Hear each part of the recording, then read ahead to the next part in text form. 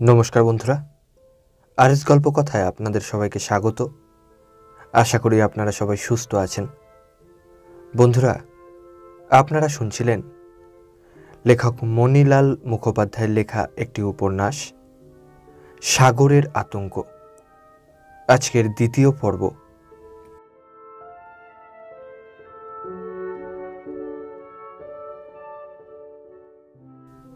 1944 সালে পৃথিবীব্যাপী যুদ্ধের দামামাধ্বনি ক্ষীণ থেকে ক্ষীণতর হয়ে পড়েছে। বিপদসংকুল সাগরের বুকে ভেসে উঠল বেনের জাহাজ। সাবমেরিন বা মোটর টর্পেডোর আতঙ্ক নেই বললেই চলে। শত্রুপক্ষ মিত্রপক্ষের হাতে নাজেহাল। একটু একটু করে কমে আসছে প্রদীপের শিখা। গল, সোনার লঙ্কার শেষ সীমান্তের প্রহরী। এরপরই শুরু হয়েছে সীমাহীন সাগরের গলের তারশিস দুর্গ। বৌদ্ধ জনসমাজের হাত থেকে আত্মরক্ষার জন্যে তৈরি সিরিয়ান খ্রিস্টানদের দুর্গে আশ্রয় নিয়েছে বেশ কিছু তামিলি জেলে। এরা সাগরে মাছ ধরে আর তাই বেচে পেট চালায়। গলের চারপাশে বন আর বন, সবুজ চোখ জুড়োনো বনে ঢাকা চারধার। বনের মধ্যে আছে নারকেল, আম, জাম, কাঁঠাল, সুপারি গাছ। মাঝে মাঝে কলা গাছের সারও দেখা যাবে। আর আছে মৌরি বন। কোথাও বা অযত্নে বেড়ে উঠেছে এলাচ, লবঙ্গ আর দারচিনির গাছ। নারকেল গাছ নুয়ে পড়ছে ফলের ভারে। ফল নয়, যেন সোনার ডেলা। কাদির ভারে নুয়ে পড়েছে কলা গাছের মাথা। গাছে গাছে হলুদের সমারোহ। পাকা আম, পাকা কাঁঠাল, পাকা কলা, সোনালি রঙের নারকোল। দেখলে চোখ আর মন দুইই জুড়িয়ে যায়। অবশ্য শুধু গল নয়, সিংহলি তাই। 140 মাইল চওড়া আর 270 মাইল লম্বা এই দেশটার সর্বত্রই চোখে পড়বে এক দৃশ্য। সেই জন্যই বুঝি এ দেশকে বলা হয় সোনার লঙ্কা।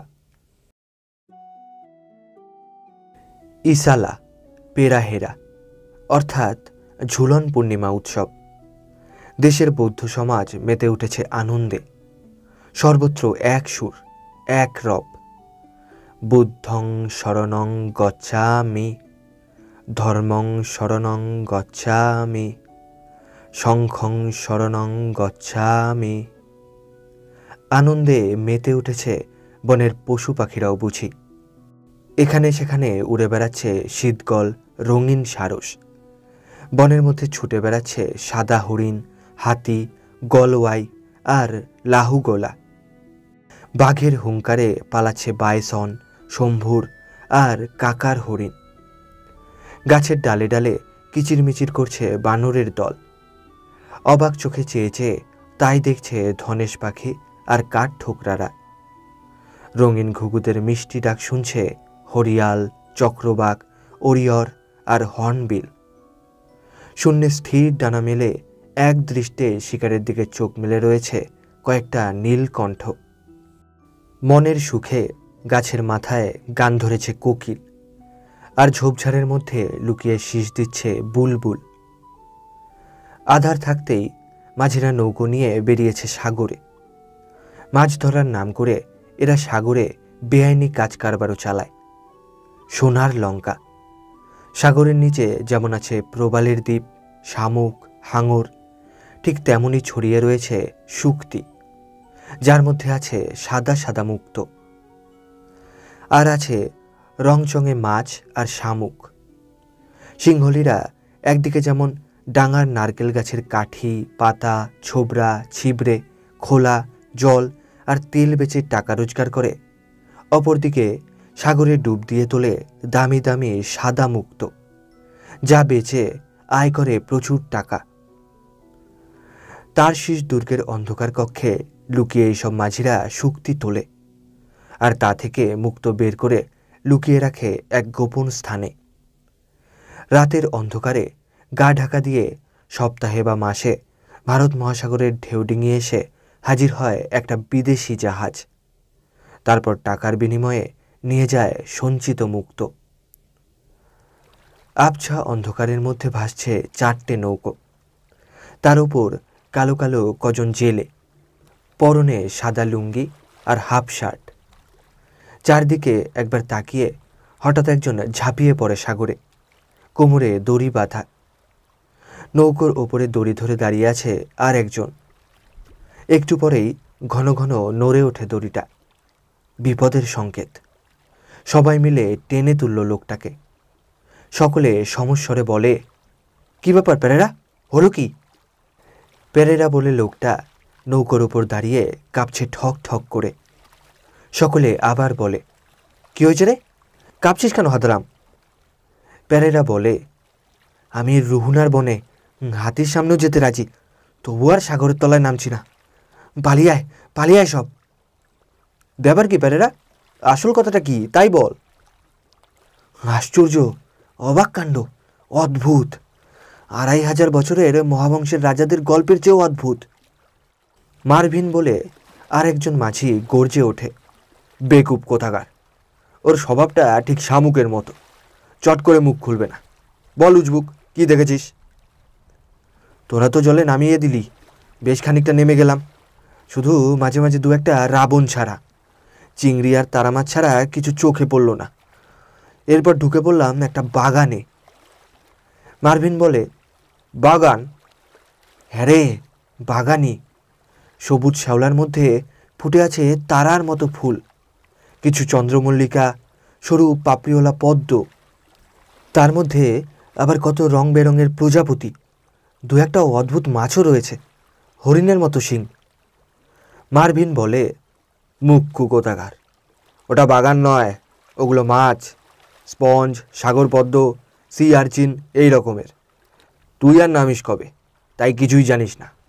আর ওই যে প্রজাপতি বললি, ওগুলো সত্যিকারের প্রজাপতি নয়, ওগুলো মাছ।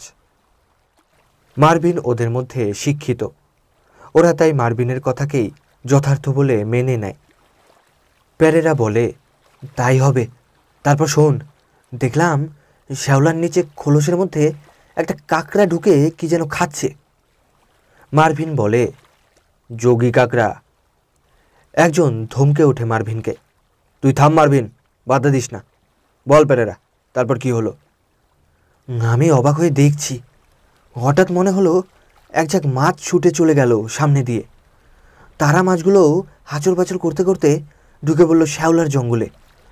তারপরে একটা ভয়ে গলার স্বর বুঝে আসে পেরেরার। সকলে বলে ওঠে, কি হলো? একটা একটা বিভৎস প্রকাণ্ড মুখ, ঠিক যেন দৈত্য, হা করে এগিয়ে আসছে আমার দিকে, দুটো চোখ যেন আগুনের ডেলা। তারপর মুখে সরু সরু চিরুনির মতো অজস্র হাড়ের ঝাঁঝরা, দুটো লোমশ পা, দুটো লোমশ হাত, দেহ নয়, যেন একটা ছোটোখাটো পাহাড়।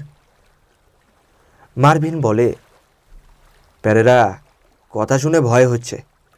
তিমিঙ্গিল বলে একটা জীবের নাম শুনেছি, যদি সেই হয় তাহলে? ভয়ার্ত কণ্ঠে সকলে বলে, তাহলে? ভয়ের কথা শুনেছি, ওরা তিমিদেরও গিলে খায়।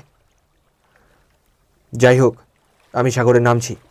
বিপদের সংকেত পেলেই তোরা সঙ্গে সঙ্গে আমায় টেনে তুলবি।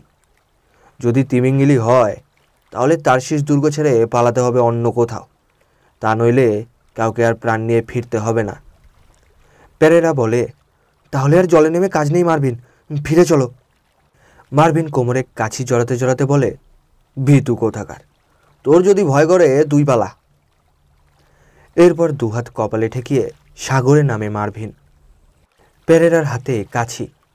প্রথমে বেশ দ্রুতই কাছিটা ছোটে জলের নিচে, তারপর কাছির টান মন্থর হতে হতে শেষে স্থির হয়ে যায়। পেরেরা বলে, যাই বলিস, কাজটা কিন্তু ভালো হচ্ছে না, পালালেই বোধহয় ভালো হতো। সুমন নামে অপর একজন বলে, মারভিনকে ফেলেই পালাবি? পেরেরা কতদিন বেন্ততায় যায়নি, প্রায় বছরখানেক দেশ ছাড়া। মেয়েটার জন্যে মনটা কীরকম করে। ভাবছি 2-1 দিনের মধ্যেই ঘরে যাব। ঘর কোনো কোথাকার, যা যা ভাগ। সুমনের কথা পেরেরার কানেই ঠোকে না। ওর মন চলে গেছে বেনতোতার ছোট বাড়িতে। সেখানে ওর বুড়ো মা, বাপ আর ছোট্ট মেয়েটাকে রেখে টাকা রোজগার করতে চলে এসেছে। এই পথে আসতে চায়নি পেরেরা, কিন্তু একান্ত নিরুপায় হয়েই সে এই পথ বেছে নিয়েছে। অভাব যে কী তা পেরেরা হাড়ে হাড়ে বুঝেছে। তার চোখের সামনে না খেতে পেয়ে শুকিয়ে মরে গেল একমাত্র ছেলেটা। মেয়েটাও মরতেই বসেছিল বড় মা বাপের সঙ্গে, কিন্তু পেরেরা আর সহ্য করতে পারল না। কাউকে না জানিয়ে পালিয়ে এলো এখানে। একটা দামি মুক্ত পকেটে রেখেছে পেরেরা। বাড়ি যাবার সময় নিয়ে যাবে, মেয়েটাকে দেবে। বাড়ির কথা ভাবতে ভাবতে অন্যমনস্ক হয়ে পড়েছিল পেরেরা। হঠাৎ ওর মনে হলো কাছিতে টান পড়ছে। সকলে মিলে টেনে তোলে মারভিনকে। কোমর থেকে ফাঁস খুলতে খুলতে মারভিন বলে, উজবুক, ওটা একটা উজবুক, 1 নম্বরের মিথ্যুক, দৈত্য না হাতি। হাঁপ ছেড়ে বাঁচে সকলে। মিথ্যুক পেরেরা ওদের কি ভয়ই না খাইয়ে দিয়েছিল। না না, কখনো না, সত্যি বলছি, আমি নিজের চোখে দেখেছি, একটা বীভৎস জীব। প্রতিবাদ করে পেরেরা। মারভিন বলে, তাহলে কি সেটা নিমেষের মধ্যে উপে গেল? তিমিঙ্গিল হলে এতক্ষণ আমাদের নৌকোটা থাকতো না আমরা থাকতাম? সত্যি বলছি মারভিন, তোরা বিশ্বাস কর। সকলে হেসে ওঠে বিকট শব্দ করে। ওদের হাসির শব্দে পেরেরার কানে তালা লেগে যায়। 2 হাতে কান টিপে ধরে তার স্বরে চিৎকার করে ওঠে পেরেরা, থাম, তোরা থাম। আবার বিকট শব্দ করে ওরা হেসে ওঠে একসঙ্গে। হাসতে হাসতে একজন বলে, কা পুরুষ, সাগরে ডুব দিতে ওর যত ভয়।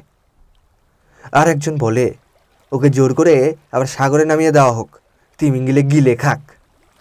সঙ্গে সঙ্গে পেরেরার কোমরে কাছি বেঁধে ঠেলে নিয়ে যাওয়া হলো একবারে ধারে। পেরেরা 2 হাত দিয়ে বাধা দিতে দিতে বলে, মারভিন, আমায় ছেড়ে দাও তোমরা। আমার কিছু হলে বুড়ো মা বাপ আর ছোট্ট মা মরা মেয়েটা শুকিয়ে মরবে। সুমন বলে, থাম বেটা, ঘর কোনো কোথাকার, দলে আসার আগে ভাবা উচিত ছিল। মারভিন বলে, নে নে, আর দেরি করিস নে। এরপর সবাই মিলে পেরেরাকে জোর করে ঠেলে দেয় জলে। শূন্যে হাত ছুঁড়তে ছুঁড়তে পেরেরা জলের ওপর পড়ে। নৌকোয় উঠতে যায় পেরেরা, কিন্তু দান নিয়ে সবাই তেড়ে যায়। কেউ মুখে চোখে সাগরের জল ছিটিয়ে দেয়। এইভাবেই ওরা নয়া আদমিদের ভয় কাটায়। পেরেরা নতুন না হলেও সাগরে খুব কমই নেমেছে।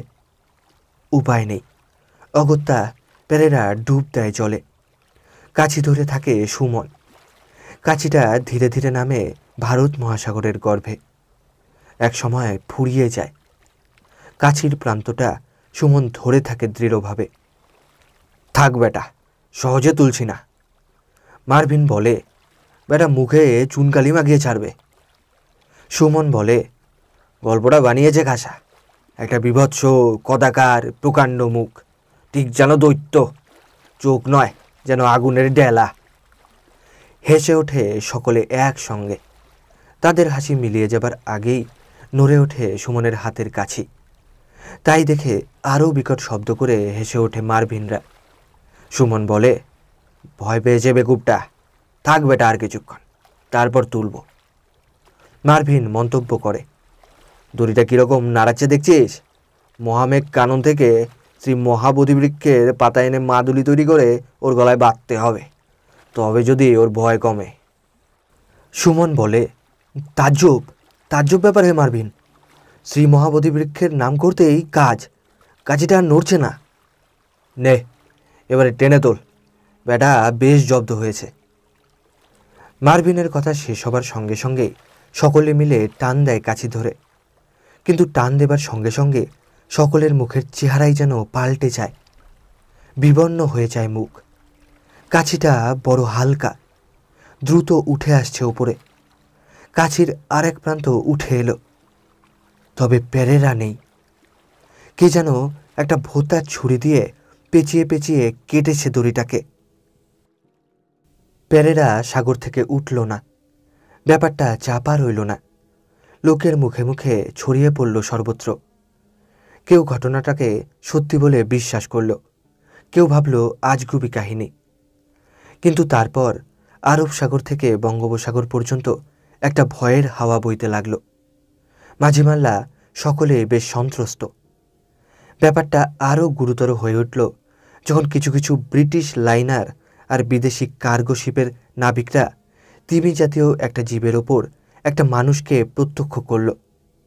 সঙ্গে সঙ্গে হইচই পড়ে গেল সারা পৃথিবীর দৈনিক কাগজগুলোর মধ্যে। আর যায় কোথা? অজানাকে জানবার জন্যে প্রাণ পর্যন্ত দিতে ইচ্ছুক এমন অনেক লোক আছে পৃথিবীতে। যাই হোক, গ্রিনল্যান্ড আর নরওয়ের দিক থেকে কখানা হোয়েলিং ফ্লিট, ব্রিটেনের দুটো হোয়েল ক্যাচার সাগরে ভাসল। গন্তব্যস্থল ভারত মহাসাগর। হুজুকে কলকাতা। কাগজে খবরটা বের হবার সঙ্গে সঙ্গেই তুফান বইতে লাগলো সর্বত্র। কজন অতি উৎসাহী যুবক নেচে উঠল। তারা তিমিঙ্গিলের উদ্দেশ্যে রওনা হবে। শঙ্কর এদের মধ্যে একজন। সে সত্যানুসন্ধানী, সাহসী আর উৎসাহী। কিন্তু পয়সা? ভারত মহাসাগরের বুকে যেমন তেমন একটা অভিযান চালালেও বেশ কিছু টাকা চাই। কিন্তু দমে গেল না শঙ্কর। ও জানে এইসব উদ্দেশ্যমূলক অভিযান টাকার অভাবে বন্ধ হতে পারে না। দিন তিনেকের মধ্যেই শঙ্করের ধারণা সত্যি হলো। ওদেরই পাড়ার খোকনবাবু শঙ্করকে ধরে বসল ওকে সঙ্গে নিতে হবে। টাকার জন্যে চিন্তা নেই। যাক, শঙ্করের একটা ভাবনা গেল। টাকার জন্যে চিন্তা নেই। অবশ্য তার জন্যে হাদারাম খোকনবাবুকে সঙ্গে নিতে হবে। বুদ্ধি বড্ড হালকা। খোকনবাবুর ইচ্ছে সাগর থেকে মুক্ত আনবে। যাই হোক, এরপর চাই ক্যাপ্টেন। শঙ্করের এক বন্ধু থাকে বিশাখাপত্তনমে, জাহাজ ফ্যাক্টরিতে কাজ করে। অবসর সময়ে কি একটা ব্যাপার নিয়ে গবেষণা করে। বন্ধুটির নাম রঞ্জন। পরে অবশ্য শঙ্কর জানতে পেরেছিল ব্যাথিস্ফিয়ারের মতো রঞ্জনও নাকি একটা যন্ত্র তৈরি করেছে। নাম দিয়েছে রঞ্জন ক্যাথিসেল। যন্ত্রটাকে তখনও দেখবার সৌভাগ্য হয়নি শঙ্করের। পরে দেখেছিল। বেলুনের মতো গোল নয়, অনেকটা রকেটের মতো। পেটটা মোটা, গায়ে একটা জানলা আছে। বিপদে পড়লে শত্রুকে নিধন করতে অস্ত্র নিক্ষেপ করার জন্যে গায়ে আরেকটা ঢাকনাযুক্ত পথও আছে। নির্গমন পথের ঢাকনাটা স্বয়ংক্রিয় যন্ত্রের মতো। অস্ত্র নির্গমনের পর সেকেন্ডের মধ্যে সেটা আপনা আপনি বন্ধ হয়ে গিয়ে দৃঢ়ভাবে এঁটে যায় নির্গমনের পথ। এছাড়া ব্যাথিস্ফিয়ারের মতো এর সঙ্গেও আছে সার্চ লাইট। টেলিফোনে ওপরের সঙ্গে যোগাযোগের ব্যবস্থাও করা আছে। শঙ্কর বন্ধুকে তার মনের কথা জানিয়ে একটা চিঠি লিখল, আর সেই সঙ্গে জানালো সে যদি কিছুদিনের জন্যে একটা বড় ট্রলার ভাড়া করতে পারে তাহলে খুব ভালো হয়। তার চিঠি পাবার পর নির্দিষ্ট দিনে বিশাখাপত্তনম থেকেই ট্রলারটা ছাড়বে তাদের সকলকে নিয়ে। ট্রলারটায় বেশ কখানা কামরা থাকা বাঞ্ছনীয়। রঞ্জনকে চিঠি ছাড়ার পর শঙ্কর ছুটল ওর এক দূর সম্পর্কের মামার কাছে। মামার এক ছেলে একটা লাইনারের ক্যাপ্টেন, নাম নারায়ণ। বয়স অল্প, তবে এরই মধ্যে বহু দেশ ভ্রমণের সুযোগ পেয়ে ভূগোল সম্বন্ধীয় জ্ঞানের মাত্রাটা বেশ বেড়ে গেছে। চাকরিতে পদোন্নতি হবার পরই নারায়ণ বাড়ির সকলের কাছে হারালো তার পৈতৃক নামটা। সকলেই ক্যাপ্টেন বলে ডাকে, এমনকি পাড়ার সকলেও। শঙ্কর শুনেছে ক্যাপ্টেনের লাইনার দেশে ফিরেছে। এখন মাস তিনেক ছুটি। শঙ্কর গিয়ে ধরতেই ক্যাপ্টেনও রাজি হলো। এর কদিন পরেই রঞ্জনের কাছ থেকে একটা চিঠি এলো। চিঠি খুলেই শঙ্কর একরকম লাফিয়ে উঠল। তার আশা পূর্ণ হতে চলেছে। অজানাকে জানবার আগ্রহ ওর ছোটবেলা থেকে। কিছুদিন পরেই খোকনবাবুকে নিয়ে শঙ্কর রঞ্জনের বাসায় গিয়ে উঠল।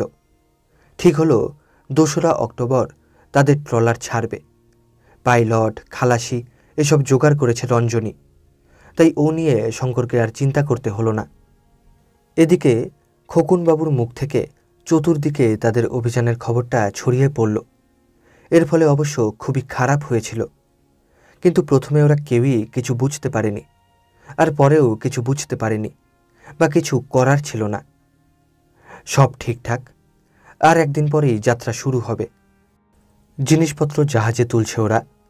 ক্যাপ্টেন লিস্ট ধরে মিলিয়ে দেখছে। এমন সময় একজন খালাসি এসে শঙ্করকে খবর দিল একজন লোক প্রায় ঘণ্টাখানেক ধরে তার খোঁজ করছে। লোকটা জেটির একপাশে ঠায় দাঁড়িয়ে আছে। দেখতে কালো, বেটে, দেহটা বেশ মজবুত, আর সবচেয়ে বিশ্রী আর ভয়ঙ্কর নাকি ওর চোখ দুটো। শঙ্করকে দেখে লোকটা এগিয়ে গিয়ে বলে তার নাম উন্নি, বাড়ি আলেপ্পি। এরপর শঙ্করকে সে তার দুঃখের কাহিনী শোনাতে লাগল। তার এক ভাইপো তিরুনাল বাবার সঙ্গে সাগরে মাছ ধরতে গিয়ে নিখোঁজ হয়। বাপটাও ছেলের শোকে মরে যায়। সে আজ 10 বছর আগের কথা। তারপর তিরুনালকে অনেকেই নাকি সাগরে দেখেছে। বাপ মা মরা ছেলেটার জন্যে তার বুকটা ফেটে চৌচির হয়ে যাচ্ছে। তারই খোঁজে সেও সাগরে যেতে চায়। যদি দেখা পায় তাকে বাড়ি ফিরিয়ে আনবে। এইভাবে উন্নি তার নিজের দোষ আর মনের গোপন কথাটাকে চেপে একটা মিথ্যে গল্প শোনালো। আসলে ওর মনে হয় তিরুনাল বেঁচে থাকলে একদিন হয়তো ফিরে এসে বিষয় সম্পত্তি কেড়ে নেবে। তাই চুপ করে থাকা যায় না, পথের কাঁটাকে উপড়ে ফেলতেই হবে। সবশেষে উন্নি আছড়ে পড়ল শঙ্করের পায়ে। হুজুর, আমাকে দয়া করে জাহাজে একটু ঠাঁই না দিলে আমি মাথা খুঁড়ে মরব। আমি জেলের ছেলে হুজুর, আপনাদের অনেক উপকারে লাগতে পারি।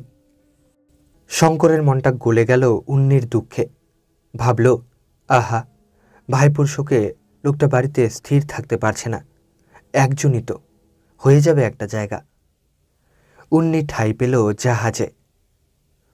1944 সালের 2রা অক্টোবর একটা ভাড়া করা ট্রলার বিশাখাপত্তনম থেকে ছুটল দূর সাগরের দিকে।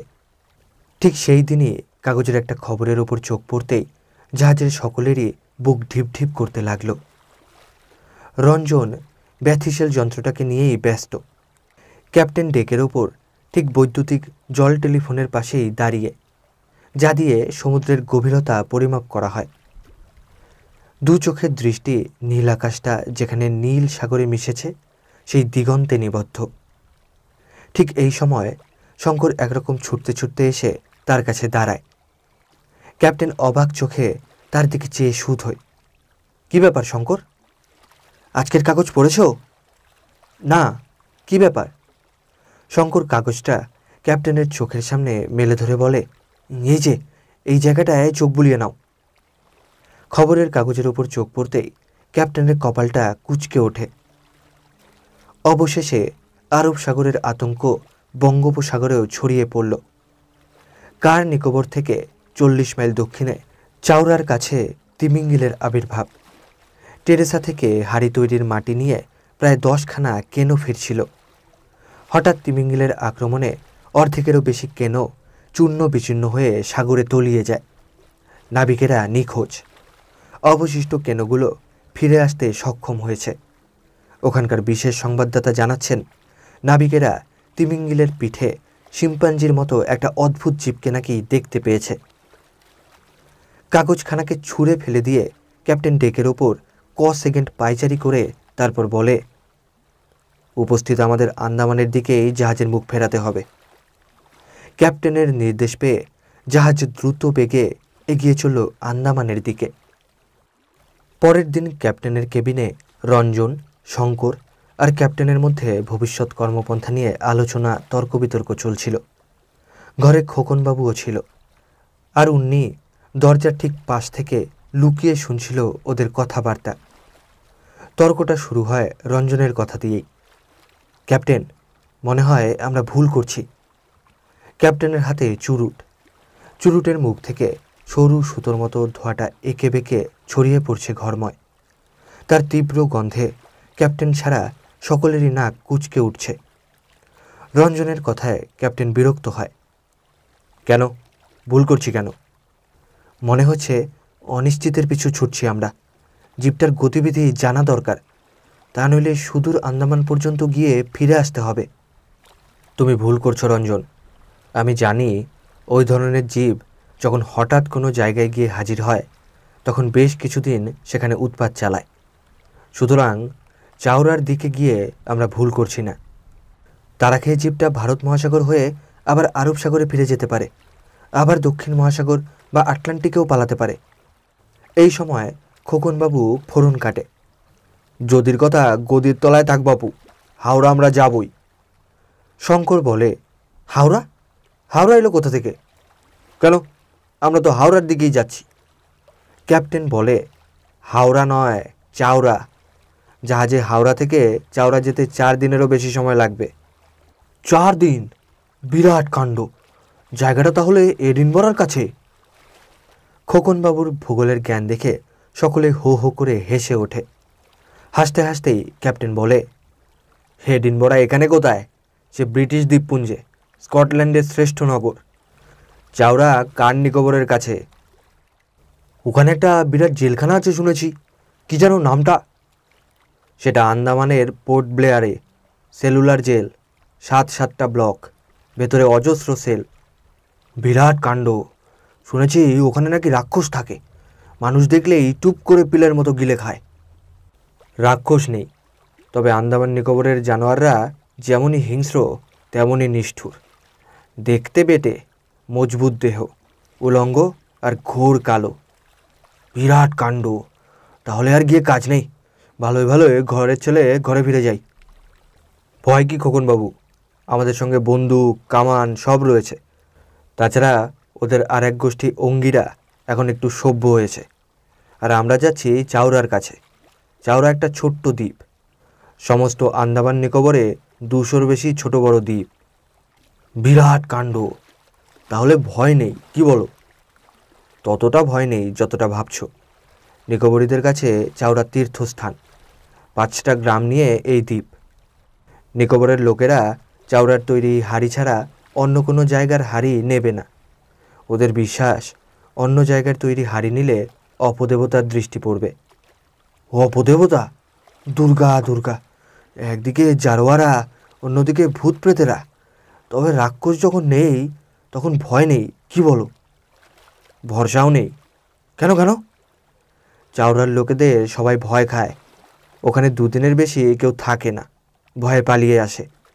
ভয়? ওদের স্বভাব সন্দিগ্ধ। যদি মনে করে কোনো লোককে ভূতে পেয়েছে, সঙ্গে সঙ্গে ওরা সেই লোককে হত্যা করে নির্মমভাবে। বিরাট কাণ্ড। আর ওদের সবচেয়ে বেশি রাগ আমাদের মতো বিদেশিদের ওপর। ওদের ধারণা বিদেশিরা এলেই ওদের খাদ্যে ভাগ বসাবে। বিরাট কাণ্ড। আমি জাহাজ থেকে নামছিলাম ওটাই। শঙ্কর হেসে বলে, ভয় কি খোকনবাবু? আমরা খুব দরকার না হলে দ্বীপে নামবো কেন? আমরা যাচ্ছি তিমিঙ্গিলের সন্ধানে। সে তো বটেই, সে তো বটেই। তিমিঙ্গিল কি জীব, ক্যাপ্টেন? চোখে দেখিনি, তবে শুনেছি ওরা তিমিদেরও গিলে খায়। সে তো খাবেই, খাবে না? ওরা বাঁচবে কী করে? এ আর এমন কি ব্যাপার? এমন কি ব্যাপার? একটা তিমির ওজন কত জানো? 100 টনেরও বেশি হতে পারে। আর একটা বড় হাতির ওজন মোটে 5 টন। বিরাট কাণ্ড। তাহলে আমাদের জাহাজটাকেও তো গিলে খেতে পারে। হাসতে হাসতে ক্যাপ্টেন বলে, তা পারে। হ্যাঁ, বলো কি? দুর্গা দুর্গা। এই সময় রঞ্জন বলে, ক্যাপ্টেন, সত্যি কি তিমিঙ্গিলের কোনো অস্তিত্ব আছে? কি জানি। সমস্ত মহাসাগরগুলোতে জল আছে 35 কোটি ঘনমাইল। ডাঙার সব মাটি। পাহাড় যদি সাগরে ফেলা হয় তাহলে সাগরের খুব অল্পই বুঝবে। এরপরও গভীরতা থাকবে 1000 ফুটের ওপর। এই বিশাল সমুদ্রগর্ভে তিমিঙ্গিল বা ওই ধরনের জীবের সন্ধান মিললেও মিলতে পারে। শঙ্কর বলে, দ্য লেরিয়ানাস ট্রেঞ্চ শুনেছি সবচেয়ে গভীরতম স্থান। ঠিকই। গুয়াম দ্বীপের 200 মাইল দক্ষিণ পশ্চিমে এই ভয়াবহ ট্রেঞ্চটা। এখানে সাগরের গভীরতা 36,000 ফুটের ওপর। এভারেস্টও এখানে তলিয়ে যাবে। চমকে ওঠে খোকনবাবু, বিরাট কাণ্ড। আমরা তাহলে অগাধ জলে? ক্যাপ্টেন বলে, হ্যাঁ, আবার বলতে পারো আমরা রত্নখনির ওপরেও। খোকনবাবুর চোখ দুটো চকচক করে ওঠে। আসলে খোকনবাবুর মনের ইচ্ছে সাগর থেকে দামি দামি মুক্তো সংগ্রহ করে নিয়ে যাওয়া। তবে কথাটা এতদিন ধরে মনে চেপে রেখেছে খোকনবাবু। রত্নের কথা শুনেই বলে ওঠে, রত্নখনি? সেটা কোনখানে ক্যাপ্টেন? সর্বত্র। সাগরে শুধু মুক্তই পাওয়া যায় না, সাগরের জলও কম দামি নয়। প্রতি ঘনমাইল জলে সোনা আছে 16 সেরের ওপর। হুমড়ি খেয়ে পড়ে যাচ্ছিল খোকনবাবু। ক্যাপ্টেন ধরে ফেলে, দু চোখ বড় বড় করে বলে, বিরাট কাণ্ড! তাহলে মুক্তোর দরকার নেই। বাড়ি ফিরে আমি সাগরের জল থেকে সোনা তৈরি করার একটা ফ্যাক্টরি করব। হাসে ক্যাপ্টেন। সোনার যা দাম, তার চেয়েও অনেক বেশি খরচ পড়ে যাবে খোকনবাবু। খোকনবাবু বেশ কিছুক্ষণ চুপ করে থাকার পরে বলে, বুঝেছি। শঙ্কর বলে, কি বুঝলে? সেই যে একটা পদ্য আছে, ওয়াটার ওয়াটার, তারপর কী যেন, everywhere but not a drop to drink. 9ই অক্টোবর। তীব্র বেগে ছুটছে ট্রলারটা। দুপুরের দিকে শঙ্করের দূরবীনে ছোট্ট একটা দ্বীপ বিন্দুর মতো ফুটে উঠল। শঙ্কর একরকম লাফাতে লাফাতেই বলল, চাওরা, এসে গেছি, এসে গেছি। জলের ওপর জীবনটা একঘেয়ে হয়ে উঠছিল সকলের। ডাঙার জন্যে ছটফট করছিল প্রাণ। শঙ্করের চিৎকারে ক্যাপ্টেন, রঞ্জন, খোকনবাবু আরও অনেকে ছুটে আসে। ক্যাপ্টেন দূরবীন লাগিয়ে ভালো করে দেখে বিন্দুটাকে। এরপর ফিরে যায় নিজের কেবিনে। একটা মানচিত্র নিয়ে 1 মিনিটের মধ্যেই আবার এসে হাজির হয়। মানচিত্রের ওপর চোখ রাখে ক্যাপ্টেন বেশ কিছুক্ষণ। তারপর ওটা গুটোতে গুটোতে বলে, ওটা চাওড়া নয়, খুব সম্ভব বাট্টি মালব দ্বীপ। চাওড়া ওখান থেকে আরও 20 মাইল। খোকনবাবু বলে, ওখানেও কি জারোয়ারা থাকে? ক্যাপ্টেন বলে, না, বাট্টি মালব একটা ছোট্ট দ্বীপ। দ্বীপটা বড় বড় সামুদ্রিক পাখিদের আড্ডার জায়গা। রঞ্জন বলে, ভালোই হলো, অনেকদিন মাংসের মুখ দেখিনি।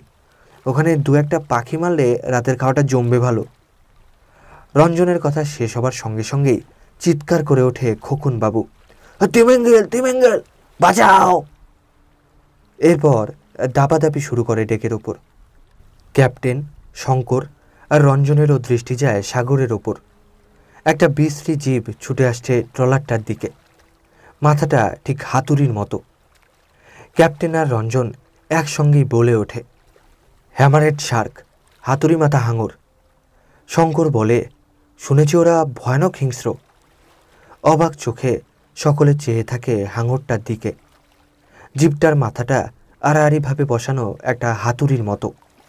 তার দুপাশে 2টো চোখ, গায়ে আঁশ নেই, মাঝে মাঝে গুলের মতো গোলাকার স্ফীত অংশ। সাগরের ওপর অনেকটা অংশই ভেসে উঠেছে। প্রচণ্ড বেগে ছুটে আসছে হাঙরটা ট্রলারটার পিছু পিছু। চিৎকার করে ওঠে শঙ্কর, ক্যাপ্টেন, হাঙরটা যেভাবে ছুটে আসছে মনে হচ্ছে সহজে নিষ্কৃতি পাওয়া যাবে না। রাক্ষসটা জাহাজটার ক্ষতি করতে পারে। ক্যাপ্টেন পাশেই দাঁড়িয়েছিল। হ্যাঁ, একটা কিছু করতে হবে। মনে হচ্ছে রাক্ষসটার পেটে অনেকক্ষণ কিছু যায়নি। কাঁপতে আরম্ভ করে খোকনবাবু, সেই জন্যই আমাদের পিছু নিয়েছে। কথাটা বলেই খোকনবাবু একটা কমলা লেবুর প্রায় সবটাই মুখে পুরে দেয়। আসবার সময় বেশ কিছু লেবু নেওয়া হয়েছিল। খোকনবাবু তা থেকেই একটা নিয়ে চুষতে যাচ্ছিল। হঠাৎ চোখ যায় সাগরের দিকে। তারপরই এই কাণ্ড।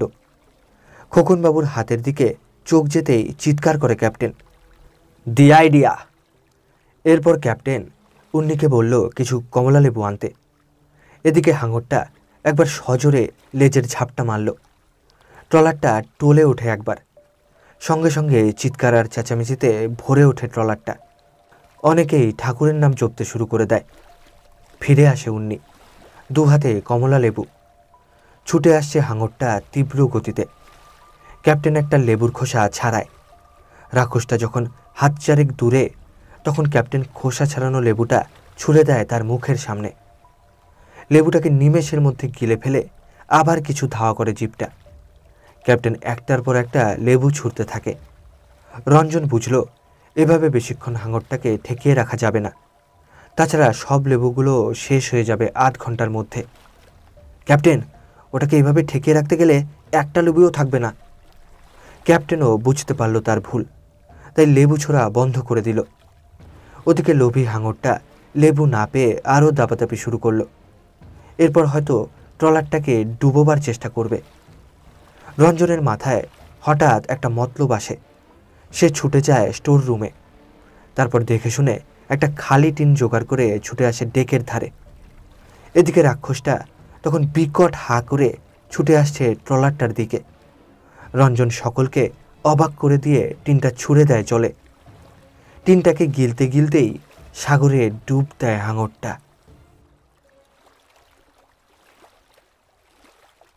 ঝকঝক ঝকঝক শব্দ করে এগিয়ে চলে ট্রলারটা। বাট্টিমালব দ্বীপে থামল না আর। ক্যাপ্টেনের মত, এ অঞ্চল ছেড়ে তাড়াতাড়ি পালিয়ে যাওয়াই ভালো, না গেলে হাঙরের দল এসে জাহাজ আক্রমণ করতে পারে। কিন্তু প্রবাদ আছে, দুর্ভাগ্য একা আসে না। বৈকাল 4টের সময় দক্ষিণ দিকে এক টুকরো মেঘ দেখা গেল। একজন খালাসি ছুটতে ছুটতে এসে ক্যাপ্টেনকে জানায়, সর্বনাশ হুজুর। কি ব্যাপার? আকাশে মেঘ, ঝড় উঠতে পারে। মেঘের নাম শুনে ক্যাপ্টেন যেভাবে বিচলিত হয়ে উঠল, হাঙরের নাম শুনে বোধ হয় তার অর্ধেকও বিচলিত হয়নি। দূরবীন নিয়ে ঝড়ের বেগে বাইরে আসে ক্যাপ্টেন। চোখে দূরবীন লাগাতে হলো না, খালি চোখেই দেখতে পায় ক্যাপ্টেন একটা কালো মেঘ ফুসতে ফুসতে দ্রুত দিক চক্রবাল থেকে মাথা ঠেলে উঠছে। খোকনবাবু কাছেই ছিল। মেঘের নাম শুনে দৃষ্টি চলে যায় দূরে, দিক চক্রবালের কাছে। আনন্দে লাফিয়ে ওঠে খোকনবাবু। মেঘ, মেঘ! কি সুন্দর মনে হচ্ছে, সাগরের বুক চিরে একটা পর্বত উঠছে। ক্যাপ্টেন কিন্তু তার কথায় কান্না দিয়ে অস্থিরভাবে কিছুক্ষণ পায়চারি করে ডেকের ওপরে। মাঝে মাঝে পায়চারি থামিয়ে তাকিয়ে তাকিয়ে দেখে কালো মেঘটাকে অনেকক্ষণ ধরে। তারপর আবার পায়চারি শুরু করে। সাগর থেকে বেশ কিছুটা ওপরে উঠেছে মেঘটা। আবহাওয়ার মধ্যে ক্যাপ্টেন কিসের যেন গন্ধ পায়। চঞ্চল হয়ে পড়ে ক্যাপ্টেন। দ্রুত ইঞ্জিন রুমের দিকে এগিয়ে যায়। কিছুক্ষণের মধ্যেই জাহাজে বেশ আলোড়ন দেখা দেয়। খালাসিরা এদিক ওদিক ছুটোছুটি করে। ক্যাপ্টেনও ত্রস্ত পায়ে একবার এখানে একবার ওখানে যায়। শঙ্করও ক্যাপ্টেনের সঙ্গে ছুটোছুটি করে। রঞ্জনর ব্যথিশেল যন্ত্রটাকে নিয়েই ব্যতিব্যস্ত। অল্প কিছুক্ষণের মধ্যেই জমাট কালো মেঘের টুকরোটা ছড়িয়ে পড়ে আকাশময়।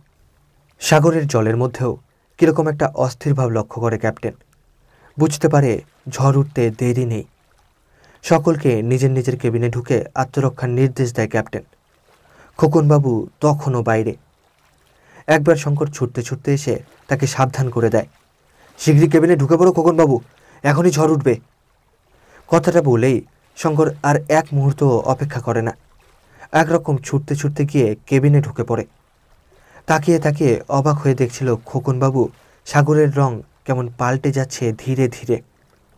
হঠাৎ ভয়ঙ্কর শব্দে গর্জন করতে করতে ঝড় এসে আছড়ে পড়ে ট্রলারের ওপর। ছিটকে পড়ে খোকনবাবু ডেকের ওপর। ভাগ্যক্রমে হাতের কাছেই ছিল একটা খুঁটি। কাপড়ের একটা প্রান্ত দিয়ে নিজেকে খুঁটির সঙ্গে বাঁধে। তারপর চেঁচাতে শুরু করে, ক্যাপ্টেন, শঙ্কর, কে কোথায় আছো, বাঁচাও! ঝড় শুরু হলো। মোচার খোলার মতো দুলছে ট্রলারটা। ভেতরের ভয়ার্ত কোলাহল এক কেবিন থেকে অন্য কেবিনে ছড়িয়ে পড়ে। প্রাণের ভয়ে যে যা পায় তাই আঁকড়ে ধরে ঠকঠক করে কাঁপতে থাকে। কেউ আবার ঠাকুরের কাছে মানত করে। দু একজন আত্মীয় স্বজনের নাম ধরে মরা কান্না শুরু করে দেয়। সাগরের ঢেউগুলো ঝড়ের আস্বাদ পেয়ে চাঙা হয়ে ওঠে, ফুলে ফেপে পর্বতের আকার ধারণ করে। তারপর ছুটোছুটি আরম্ভ করে বুকে। ওদিকে খোকনবাবু তার স্বরে চেঁচাচ্ছে, বাঁচাও, বাঁচাও! কিন্তু কে কাকে বাঁচায়? সবাই নিজের প্রাণ বাঁচাতে ব্যস্ত। হঠাৎ ক্যাপ্টেনের সুতীক্ষ্ণ গলা ভেসে আসে খোকনবাবুর কানে, ওয়াটার স্পাউট, জলস্তম্ভ, সাবধান, জাহাজের মুখ ঘোরাও! খোকনবাবু এতক্ষণ চোখ বুজে পড়েছিল। ক্যাপ্টেনের গলার স্বর কানে আসতেই মনে সাহস আসে। ধীরে ধীরে চোখ খুলতেই যে দৃশ্য দেখতে পায় তাতে ভয়ে চোখ কপালে ওঠার উপক্রম। হাতির সুরের মতো লম্বা, কালো, ঘনীভূত বাষ্পের একটা ঘূর্ণায়মান চুঙ্গি বা গোল থাম কালো মেঘের রাজ্য থেকে বিস্তৃত হয়ে নেমে এসেছে সাগরে। কি ভয়ঙ্কর দৃশ্য! খোকনবাবু ভাবে মেঘ থেকে সমস্ত বৃষ্টির জল ওই চুঙ্গি দিয়ে এসে হুড়হুড় করে সাগরে পড়ছে। ভয়ে চোখ ঘুরিয়ে নেয় খোকনবাবু। ওদিকে ক্যাপ্টেন চিৎকার করছে, সাবধান, জলস্তম্ভ, জাহাজের মুখ ঘোরাও, তা নইলে ভেঙে টুকরো টুকরো হয়ে যাবে জাহাজ। বিরাট কাণ্ড! খোকনবাবু আপন মনেই বলে কথাটা। তারপর ক্ষীণ স্বরে ক্যাপ্টেনকে ডাকে, ক্যাপ্টেন, আমি এখানে। কিন্তু খোকনবাবুর গলা ক্যাপ্টেনের কানে পৌঁছয় না। ক্যাপ্টেন চিৎকার করছে, ফায়ার ফায়ার, কামান দাগো, পাইলট পাইলট। এগিয়ে আসছে জলস্তম্ভটা। ভয়ে খালাসি, পাইলট সকলের মুখ শুকিয়ে যায়। আর বুঝি রক্ষে নেই। এখনই ওই ভয়াবহ থামটা জাহাজটাকে চারদিকে ঘুরিয়ে আছাড় মারবে সাগরের জলে। ভয়ে ক্যাপ্টেনের মুখ বিবর্ণ হয়ে যায়। চুম্বক যেমন লোহাকে টানে, ভয়াবহ চুঙ্গিটাও ঠিক তেমনি টানছে জাহাজটাকে। এবারে সলিল সমাধি। জাহাজের কামরার মধ্যে মানুষগুলো একবার এ দেওয়ালে একবার ও দেওয়ালে ধাক্কা খাচ্ছে আর ছাগল ভেড়ার মতো চিৎকার করছে। কিন্তু সকলের গলা ছাপিয়েও ক্যাপ্টেনের গলা শোনা যায়, ফায়ার ফায়ার, কামান দাগো। Drum drum. হঠাৎ সকলকে সচকিত করে প্রচণ্ড গর্জন করে ছুটে যায় কামানের গোলা। মুহূর্তের মধ্যে প্রলয়ঙ্করী চুঙ্গিটা ভেঙে চুরমার হয়ে যায়। চিৎকার করে লাফাতে আরম্ভ করে captain, now the crisis is over. বিপদ কেটে গেছে, ভয় নেই, আর ভয় নেই। ঝড় থামার সঙ্গে সঙ্গেই অন্ধকার ঘনিয়ে আসে চারধারে। ক্যাপ্টেন ঘুরে ঘুরে সকলের খোঁজ নেয়। সব ঠিক, শুধু খোকনবাবুর খোঁজ পাওয়া গেল না। অনেক খোঁজাখুঁজির পরও দেখা মিলল না। শঙ্করের মনটা খারাপ হয়ে যায়। সকলেই ভাবে খোকনবাবু নিশ্চয়ই ঝড়ের সময় ছিটকে সাগরের জলে পড়েছে। বিষণ্ণ মনে ক্যাপ্টেনের ঘরে অনেকেই যখন খোকনবাবুর আলোচনায় ব্যস্ত, এমন সময় রাধুনী ঠাকুর প্রায় হাঁপাতে হাঁপাতে এসে ঘরে ঢোকে। সকলের দৃষ্টি যায় সেদিকে। কি যেন বলতে এসেও বলতে পারছে না লোকটা। ক্যাপ্টেন এগিয়ে যায়, তারপর কাঁধে হাত দিয়ে বলে, কি ব্যাপার ঠাকুর? ঠাকুর অতি কষ্টে বলে, ভূত। ভূত কোথায়? ঠাকুর হাত দিয়ে গুদাম ঘরটা দেখায়। সকলে একসঙ্গে ছোটে গুদাম ঘরের দিকে। ক্যাপ্টেনের হাতে টর্চ। গুদাম ঘরের লাইটটা অন করে দেয় ক্যাপ্টেন, কিন্তু না, কেউ নেই। টর্চ জেলে ড্রাম আর টিনগুলোর চারপাশ দেখে, কিন্তু কাউকে দেখা গেল না। ঠাকুরকে বেশ ভৎসনা করে। ক্যাপ্টেন সদল বলে কেবিনে ফিরে যায়। রাতের খাবার তৈরি করতে হবে, তাই গুদাম ঘরে ঢুকে আনাজ বের করছিল ঠাকুর, কিন্তু ভয় পেয়ে পালিয়ে যায়। ক্যাপ্টেনরা ফিরে যেতেই ঠাকুরও পালিয়ে আসে।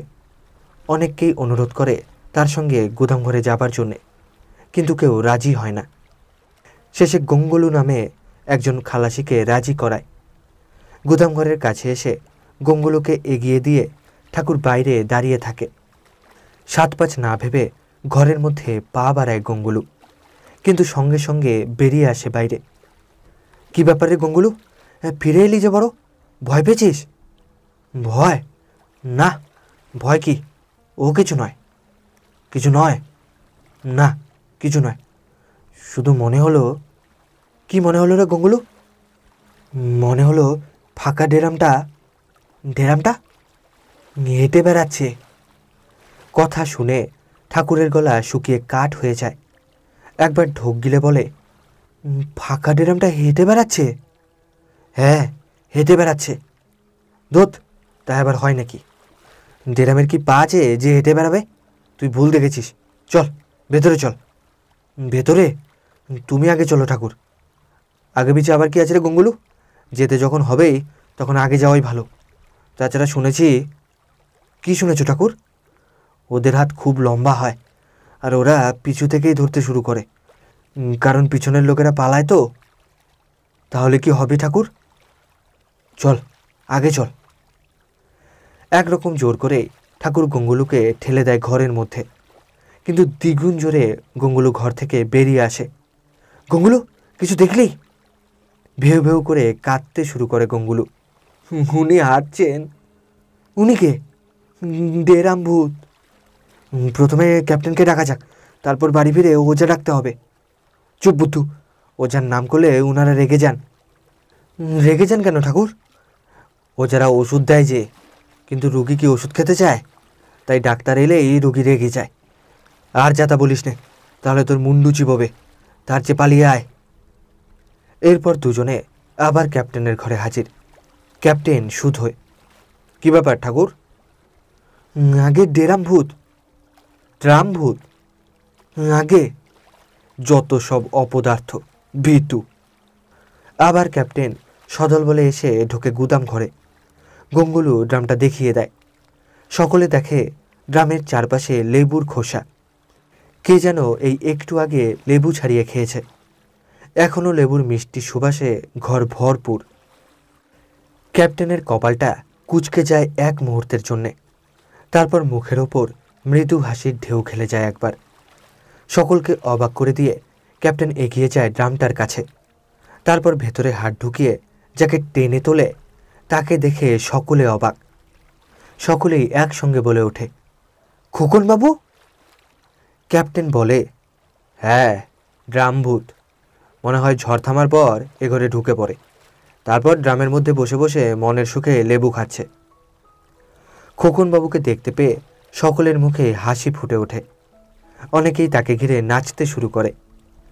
একজন তো মুখে মুখে একটা কবিতা বানিয়ে সুর করে গাইতে লাগলো, ড্রামভূত খামভূত আমভূত জামভূত সেরাভূত ড্রামভূত লেবু খায় ঘরে, কিলভূত ঢিলভূত লাঠিভূত চাটিভূত বড়ভূত চরভূত দেখে পড়ে সরে। খোকনবাবু সব দেখে শুনে শেষে শুধু বলে, অবাক কাণ্ড। বেশ কদিন একঘেয়ে জীবনযাপনের পর একটা আনন্দের খোরাক পেয়েছে সবাই। তাই খাওয়া দাওয়া ভুলে প্রায় সকলেই আনন্দে মেতে উঠেছে। 2রা অক্টোবর থেকে মাটির মুখ কেউ দেখেনি। চারদিকে শুধু জল আর জল।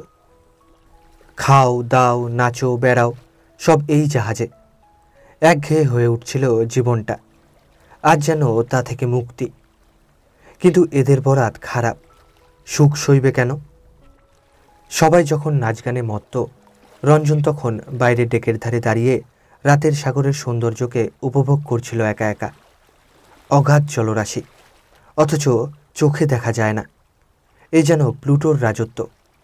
সাগরের বিক্ষোভ যেন মৃত আত্মাদের করুণ কান্না। মেঘহীন আকাশে তারারা মিটিমিটি জ্বলছে। নিচে সাগরের জলেও তারাদের ঝিকিমিকি। অবশ্য সত্যি সাগরে তারা নেই। এরা সাগরের জোনাকি। এদের নাম প্ল্যাঙ্কটন। একরকম গাছ আর প্রাণীর সমষ্টি।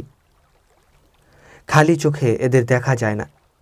এই প্ল্যাঙ্কটনের মধ্যে থাকে লাখ লাখ কোটি কোটি কাংড়া, চিংড়ি, জেলি মাছ ইত্যাদির শুক আর উদ্ভিদের কণা। এরা ঝাঁকে ঝাঁকে ঢেউয়ের মাথায় ভাসে। রাতের বেলায় তাই ঢেউয়ের মাথায় তারা জ্বলে। এইসব প্ল্যাঙ্কটন মাছ বড় বড় জীবের খাদ্য। তবে এদের সুখ কম পড়ে না, কারণ এক একটা মাছ হাজার হাজার ডিম পারে। এক একটা ইলিশ তো 10 লাখেরও বেশি ডিম পারে। আবার এমন শুক্তিও আছে যারা প্রায় 10 কোটি ডিম পারে। অবাক হয়ে দেখে রঞ্জন আর ভাবে, হঠাৎ মনে হয় প্ল্যাঙ্কটনের ঝাঁক যখন দেখা গেছে তখন মাছ বা সামুদ্রিক জীবও কাছাকাছিই আছে। কারণ প্ল্যাঙ্কটন মাছেদের খাদ্য। আবার ওই সব মাছের লোভে বিভিন্ন রকম সামুদ্রিক প্রাণীও এসে হাজির হতে পারে। জাহাজ নিশ্চয়ই কোনো দ্বীপের কাছাকাছি এসেছে। প্ল্যাঙ্কটনের রাজত্ব মহীর সোপানে, অর্থাৎ সাগরের তলায় মহাদেশের শেষ প্রান্তে মহাদেশ না হলেও বড় দ্বীপের সাগর নিম্নস্থ শেষ অংশেও অনেক সময় প্ল্যাঙ্কটনের ঝাঁক দেখা যায়। ক্যাপ্টেনকে কথাটা জানাবার জন্যে রঞ্জন ভেতরে যায়। রঞ্জনের মুখ থেকে সব শুনে ক্যাপ্টেন, শঙ্কর সবাই বাইরে আসে। ডেকের ধারে দাঁড়িয়ে প্ল্যাঙ্কটনের ঝাঁকের দিকে চেয়ে 3 জনের মধ্যে ছোটোখাটো কথাবার্তা চলে। ক্যাপ্টেন বলে, তোমার কথাই ঠিক রঞ্জন, আর না এগিয়ে এইখানেই তিমিঙ্গিলের উদ্দেশ্যে অনুসন্ধান চালাতে হবে। এখান থেকে চওড়া কত দূর হবে ক্যাপ্টেন? বুঝতে পারছি না, তবে কাছাকাছি নিশ্চয়ই কোনো দ্বীপ আছে। শঙ্কর বলে, দ্বীপের খুব কাছে না থাকাই ভালো। এখানকার জঙ্গলি লোকেদের খপ্পরে পড়লে আর প্রাণ নিয়ে ফিরতে হবে না। রঞ্জন বলে, শুনেছি এখানে ভালো চুন পাওয়া যায়। এরা নাকি ঝিনুক পুড়িয়ে চুন তৈরি করে। শঙ্কর বলে, কিছুদিন আগেই আমি এইসব দ্বীপের অধিবাসীদের উপর লেখা একটা বই পড়েছিলাম। যতদূর মনে পড়ছে নানকড়ি আর বসপোকায় চুন তৈরি হয়। ক্যাপ্টেন বলে, বর্তমান যুগেও যে এরকম অসভ্য জাতি থাকতে পারে, এদের না দেখলে বিশ্বাস করা যাবে না। শঙ্কর বলে, এর জন্যে প্রকৃতিই দায়ী। সভ্য দেশ থেকে এরা বিচ্ছিন্ন, আবার সভ্যতার সংস্পর্শে এসে এদের অনেক উপজাতি আজ লুপ্ত হয়ে যেতে বসেছে। অবশ্য এর আরেকটা কারণ দলাদলি আর হিংস্রতা। এদের ডেভিল মার্ডারের কথা শুনেছ রঞ্জন? Devil murder? হ্যাঁ, সে এক হিংস্র প্রথা। হঠাৎ শঙ্করের মুখের কথা মুখেই মিলিয়ে যায়। চোখ দুটো ভয়ে বড় বড় হয়ে ওঠে। রঞ্জন বলে, কি ব্যাপার শঙ্কর? শঙ্কর মুখে আঙুল দিয়ে কথা কইতে নিষেধ করে। তারপর হাত দিয়ে সাগরের একটা জায়গা দেখায়। ওরা সভয়ে দেখে একটা কালো ছায়া ট্রলার থেকে হাত 10 দূর দিয়ে তীব্র বেগে সামনের অন্ধকারের দিকে ছুটে গেল। শঙ্কর বলে, গতিক ভালো নয় ক্যাপ্টেন, ওটা কি জানো? ক্যাপ্টেনের মুখেও তখন পড়েছে ভয়ের ছায়া। ফিসফিস করে বলে, মনে হচ্ছে একটা ক্যানো। ঠিক ধরেছ ক্যাপ্টেন, এখানকার জারোয়া, অঙ্গি এসব আদিম হিংস্র জাতিরা কেন ব্যবহার করে। ওরা যদি ভাবে আমরা ওদের খাদ্যে ভাগ বসাতে এসেছি, তাহলে নিষ্কৃতি নেই। খুব সম্ভব ওরা বুঝতে পেরেছে। দিনের আলো যতই ফুটে উঠতে লাগলো, ক্যাপ্টেন আর শঙ্করের আশঙ্কাও ততই প্রকট হতে শুরু করলো।